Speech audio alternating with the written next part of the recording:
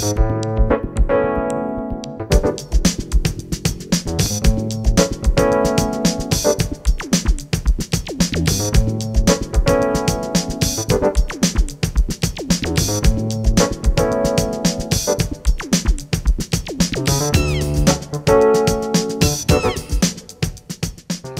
mia domanda era sulla senescenza, cioè evidentemente la Carlton per fare un nome è lì un oggetto di culto, no? Un'architettura, una libreria sì, che è diventata un'icona sì. del design. Però ecco, tu Aldo Cibic oggi fai un'architettura, fai una nuova sede della regione e utilizzi un rivestimento ceramico in parete, no?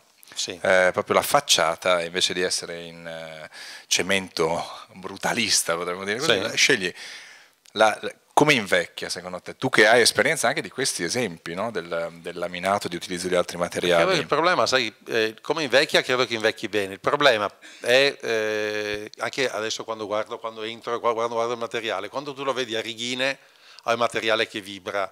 Quando vedi quello che ha quel pattern del cassero, vibra. Quando diventa un po' più piatto non vibra più e diventa più banale. Allora diciamo che tutta la sfida, secondo me, su questi materiali Texture in questo è caso.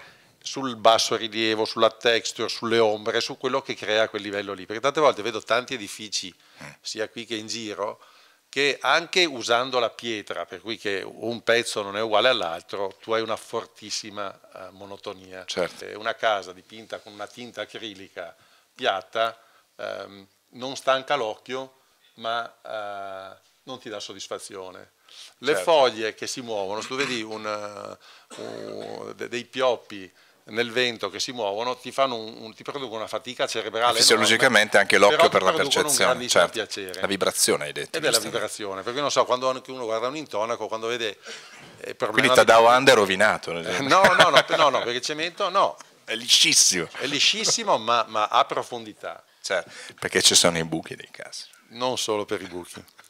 Voglio dire che tutta la sfida, secondo me, è sul generare quel tipo, anche nelle grandi pareti, anche nelle combinazioni di quelle che sono le stampe, di riuscire sempre a produrre una reazione percettiva, sensoriale, che ti sposta il vissuto di quel materiale. Ecco, siamo perfettamente in tema perché noi da te volevamo una testimonianza, cioè come un grande architetto percepisce questi materiali e li interpreta. Il discorso della vibrazione che hai detto e quasi la fatica percettiva da parte delle persone di una superficie è molto importante. Il bravo giornalista adesso farebbe la domanda: perché cercavi il 120 per 120? Il 120 per 120 è l'altro discorso che di fatto il formato grande della ceramica gli cambia di nuovo identità, cioè non perché è più simile alla pietra, ma perché ti dà delle possibilità, ti dà una ricchezza dell'ambiente. Adesso guardavo qui, c'erano delle bottiglie. Alcune referenze, sì.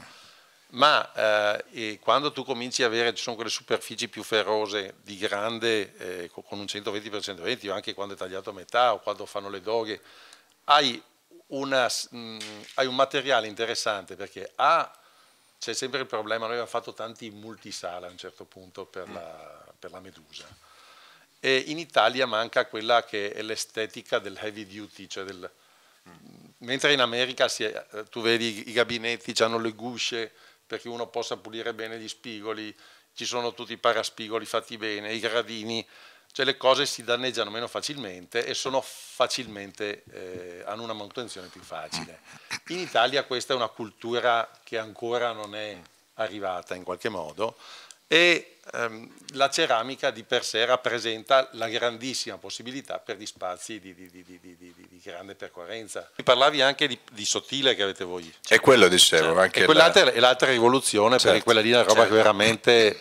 Cioè, è quando si vede che è una tecnologia che cambia totalmente i paradigmi, perché tu puoi rivestire, è la prima volta che hai di nuovo un materiale che invece di avere le piastrelline che siano di vetro o di ceramica, tu con un materiale solo, con quella pattern, tutto quanto, puoi fare con poche lastre il piano della cucina, il piano del lavabo, cioè riesci a rivestire tutto con una performance altissima. Quello lì lo trovo veramente un salto in avanti incredibile.